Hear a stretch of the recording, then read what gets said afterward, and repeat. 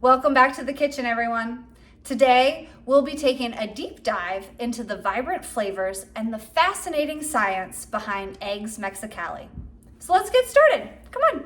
All right, so first things first, and before we even turn on our stoves, let's set ourselves up for success and practice mise en place, which is where we organize all of our ingredients, read the recipe, and make sure we have everything and know what we're doing.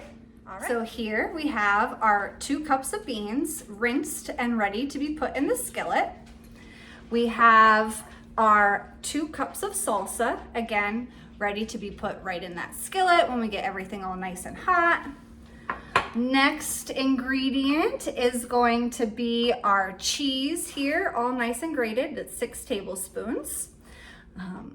I have my eggs, 6 eggs cracked in a separate bowl, waiting on the side here.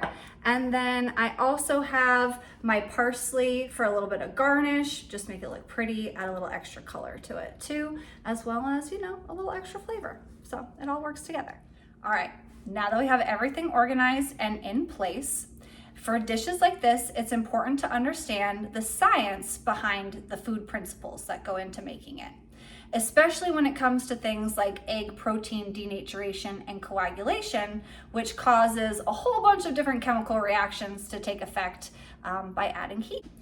Egg protein denaturation and coagulation are not just buzzwords. They definitely deserve a closer look since they do truly unlock a true unique power within your cooking and can add to the creativity, the flavor, and just the overall experience of the meal. When raw, the proteins in eggs exist in long chains, kind of bound and wound all tightly together, floating in a semi-liquid state, kind of like a little water-y, kind of like this. Their own little swimming pool. As these egg proteins are exposed to heat, they begin to denature. This means that heat disrupts the weak bonds holding the protein structures in their natural folded state, so just like this, right? And they cause them to lose their previous form. So this will change from this kind of translucent liquid into a firmer state. It also changes color and becomes a little bit more opaque. So that's kind of how you know that as the temperature is increasing, these unfolded denatured proteins start to interact with one another again and link together, creating new, stronger bonds in a process called coagulation. So during the coagulation process, a network forms between the new protein structure, which traps water and other molecules and causes the whole mixture to solidify from this translucent liquid, like I was talking about earlier, to that more opaque white that is a firmer texture, so that it gives the eggs a little bit more stability and they aren't so like liquid runny, right? You have more of that harder egg white that we all know and love. Okay, so now that we've talked a little bit about protein denaturation and coagulation, let's see what that process really looks like as we start to heat things up on the stove and get to the real cooking behind this eggs Mexicali. All right, so we're back at the stove now. Everything's heating up. And this is where things get really interesting because timing is going to be everything, and the temperature and the pace of this process matter in how the whole eggs Mexicali recipe turns out. So we will start by adding the beans to our skillet here. Oh, it's nice and hot. It's already sizzling. Okay, make sure we get all the nice juices out. Part of our liquid, that's gonna be our poaching liquid for this whole recipe. Poaching is a method that's designed for precise control. So it's really perfect for eggs Mexicali because that way we don't have to worry about overcooking, undercooking. The eggs kind of cook themselves through the poaching liquid, and we just watch the whole process develop. Okay, so we'll stir everything around here. Get the sauce all heated through, nicely bubbling. All right, starting those flavors to come together. Wonderful. So poaching is a method designed for precise control, which makes it perfect for this recipe for eggs Mexicali. We gently poach the eggs right in the simmering salsa and the bean mixture. The tasty sauce, now that we see that it's nicely bubbling, kind of got that nice steam coming off of it, the tasty sauce is gonna surround the eggs, moderating the heat and allowing those proteins to denature and coagulate perfectly for eggs that are always just right. Okay, we got the sauce nice and bubbly. Turn it up a little bit here. We're gonna gently add them in one at a time. Don't wanna hurt the yolks, but wanna make sure that we kind of spread the eggs out around. Put one in the middle for good look. There we go. Okay, we can already kind of start to see the denaturation and the coagulation start to take effect here. The egg translucent whites are turning to be the more opaque, and the simmering liquid is starting to create this bottom up heat dispersion. So let's go ahead and put our form-fitting lid on top so we can trap all that steam and really help that heat transfer process. So first, conduction transfers the energy from the stovetop in the form of heat through the skillet and into the surrounding liquid bean mixture of the salsa that we have combined here. The energy then travels through the pan and into the liquid salsa bean mixture. As we kind of see here, this bubbly surrounding liquid is helping to make those translucent egg whites into that opaque egg white that we all know and love. The energy from the heated poaching liquid then works to envelop the eggs, ensuring they cook gently and evenly. As we can see, that process is starting.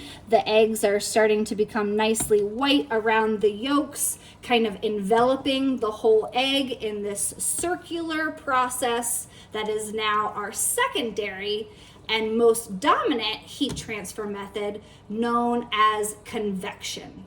This is another reason why it's essential to use a medium skillet with a tight-fitting lid, kind of like what I have here, because covering the pan helps to trap the steam by creating a gentle rotating convection current so your eggs cook evenly from both above and below through the circulating moist environment. We can kind of start to see, as I talk, more of this denaturation and coagulation process starting to happen. We see a nice little film starting to develop over the top of the egg yolk, so we know that everything is cooking from the bottom all the way through the top.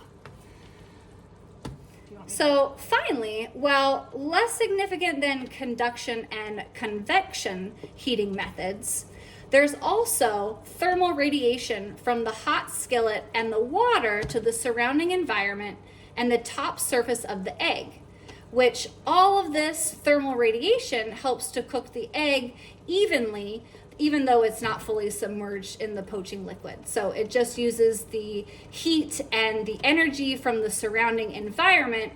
So thermal radiation, convection, and conduction all work together to help poach the eggs perfectly every time. Okay, now that our eggs are starting to coagulate and form that nice white opaque look, we're gonna add the cheese.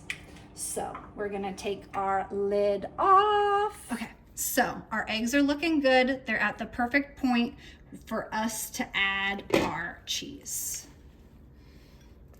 So we're just gonna put a little of this on top, sprinkle it around, make it even so that we don't have any just mass globs of cheese there.